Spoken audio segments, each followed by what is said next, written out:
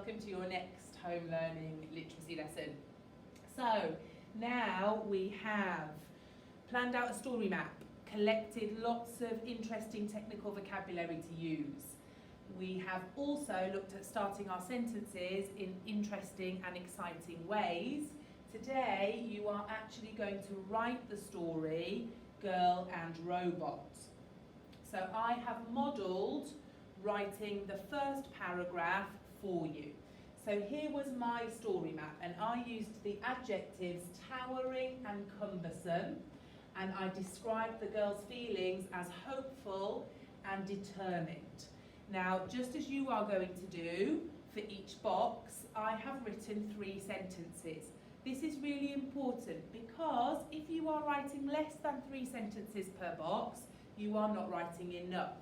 However, it is better to limit yourself to only 3 sentences, to reread and check them really carefully and make sure they are the 3 best sentences that you can write, rather than writing a paragraph that is this long but not really thinking about what you're writing. So here are my 3 sentences.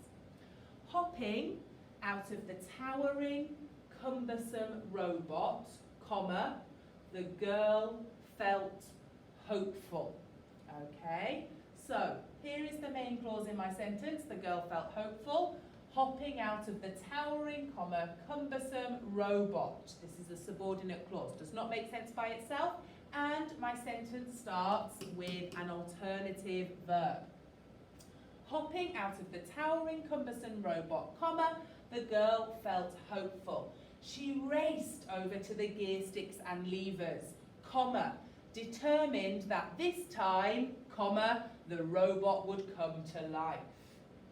Nervously, comma, she pulled down on the lever. Now, these are your success criteria.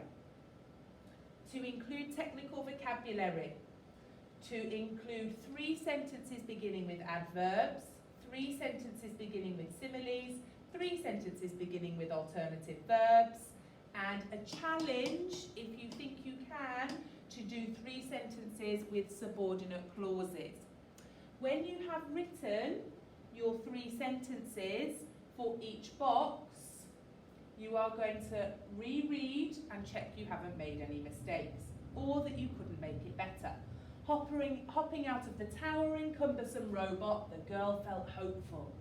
She raced over to the gear sticks and levers, determined that this time the robot would come to life. Nervously, she pulled down on the lever. I don't think I've made any mistakes there. I don't think I've missed out any words, so I'm happy with that. And now I am going to check off my success criteria. So, technical vocabulary in green. Let's have a look. I've used gear sticks and levers here. Gear sticks and levers. So I can put 2 ticks by my technical vocabulary. Sentences beginning with adverbs. I've got 1. Nervously, she pulled down on the lever. 3 sentences beginning with similes. I haven't got any sentences beginning with similes, but that's okay, because I have 6 whole paragraphs, and every sentence can't start with something special, otherwise our work sounds a little bit silly. Sentences beginning with alternative verbs, I've got hopping. So in orange, I can underline hopping, and I can put 1 tick here. And sentence with a subordinate clause, I do have 1.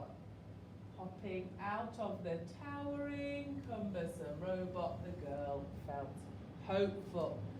Okay, so I can put 1 tick by my challenge here. So, your job is to write a story this lesson for Girl and Robot. These are your success criteria. These are your success criteria. Please check each sentence after you have written it and each set of 3 sentences after you have written it. When you have finished, your plenary is to underline your success criteria in the correct colour, and then please submit your story via Google Classroom. Thank you very much, Year 4.